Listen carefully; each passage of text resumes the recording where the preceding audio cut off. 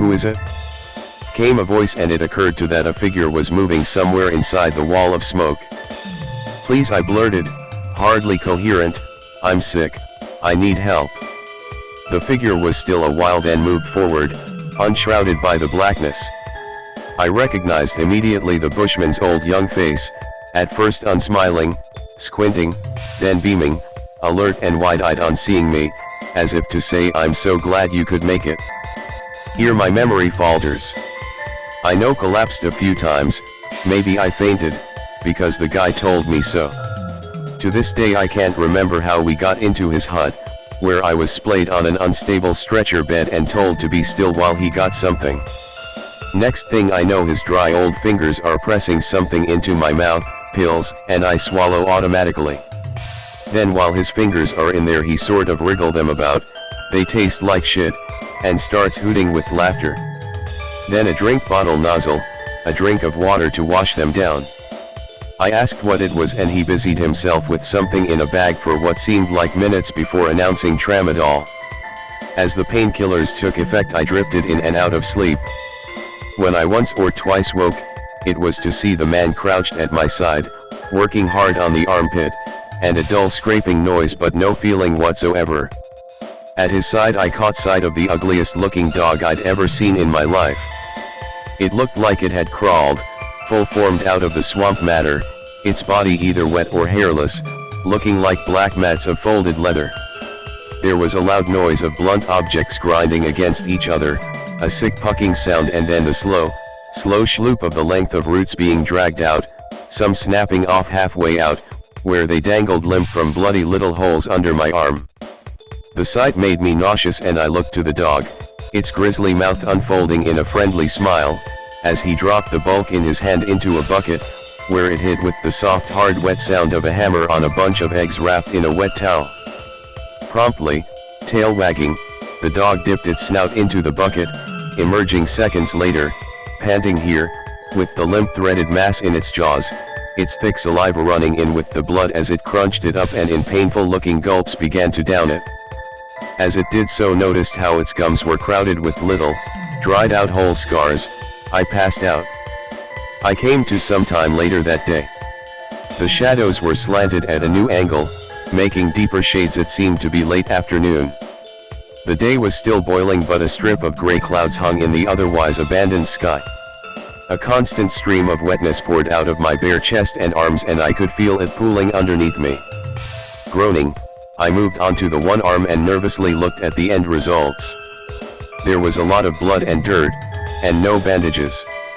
There was also a series of small, black holes cramped in my flesh under the arm.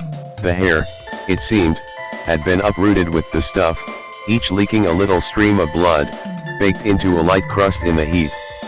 A couple still had small roots hanging out of them. Teeth gritted pulled these last remaining ones out. All too sensitive to the feeling of their wet length peeling out, and the cold of the air on nerve endings and exposed meat in the newly excavated hole. As I leaned on the arm to sit up, I felt the ungodly sensation of all the holes stretching open and taking in a collective gasp of cool air. But the fever seemed to be fading somewhat. I wanted to thank the man. He was nowhere to be seen and was too weak to call for him, but saw that the prehistoric-looking dog was still at my side, panting happily. I put my hand down and rubbed the side of its face, then when it moved closer patted it slowly. It panted and salivated. The shadows grew longer and I managed to put both feet off the bed, leaning at the waist to pat the dog, which was loving it. It was the closest I'd had to a normal experience in so long, that this simple activity felt like the greatest comfort in the world. Then the man stooped in, grinning madly, and asked how I was doing. I told him good and thanked him profusely. As with the previous time, he seemed to zone out, just waiting to say his piece. Unceremoniously he thrust me a plate of ill-smelling meat chunks, as if to shut me up.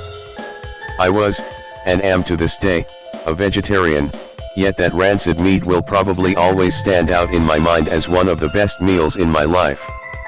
"Glad I found you," he said, more than once. He spoke in the same hurried pace as last time, if not more. He seemed to not want to discuss my health or how he removed the barnacles, opting instead to give me a long spiel on the fucking wurgles.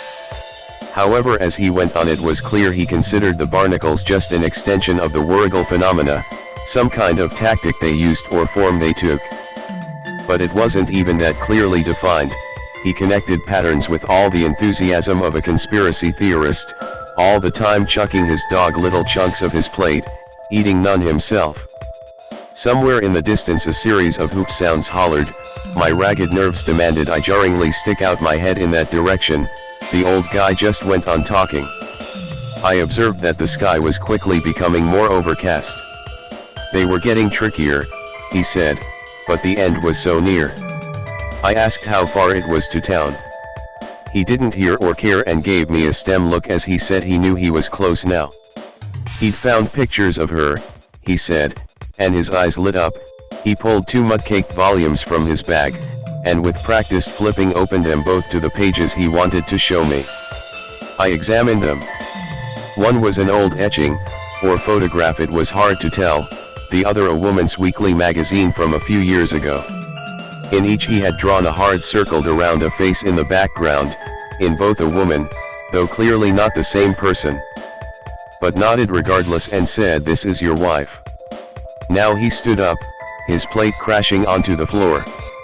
"How the fuck did you know that?" he yelled. The dog released a low whine, recognizing the change in atmosphere. No, the sky was pocked with light patches. Drizzle was beginning to fall. Improvising out of fear, I said that he told me, repeated what I'd heard from my friend in town, but as if wholeheartedly believed it. As he listened he seemed confused, then weakened, almost apologetic, and sat back down, picking up the plate and continuing to feed the dog half-heartedly. "Yeah, I did, didn't I?" he mumbled, convincing himself as he spoke.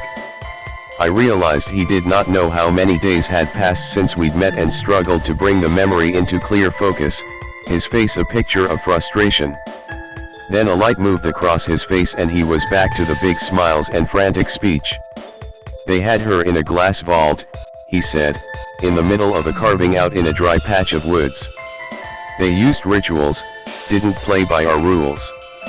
They were, as he said, disgusting, so disgusting." As he said this he threw pieces of meat into the dog's mouth faster and faster.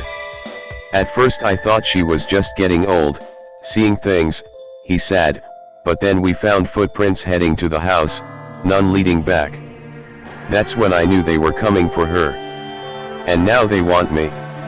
They want to draw me out, luring me with these pictures." He produced more magazines, with almost every page showing a circled woman's face. He went on and on. About how they disgusted him. About how the only way to get her back was to play their game, however long it took. But he kept returning to disgust, how much they disgusted him.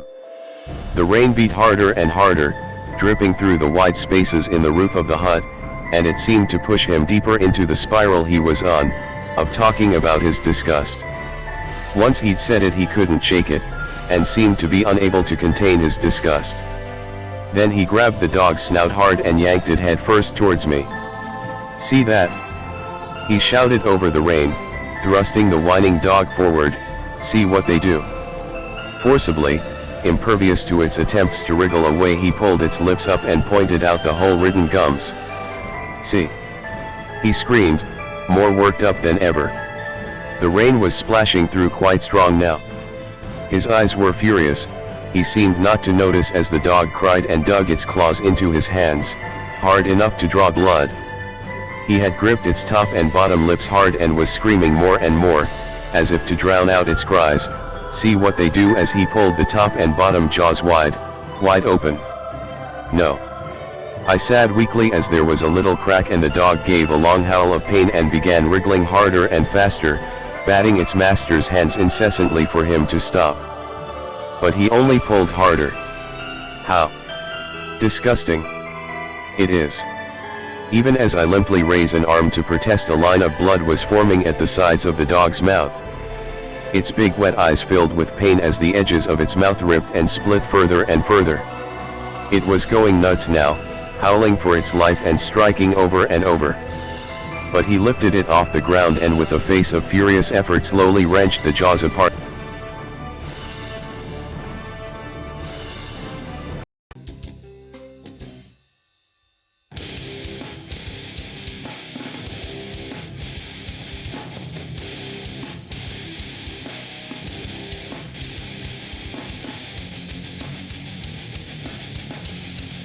Which side comes to me?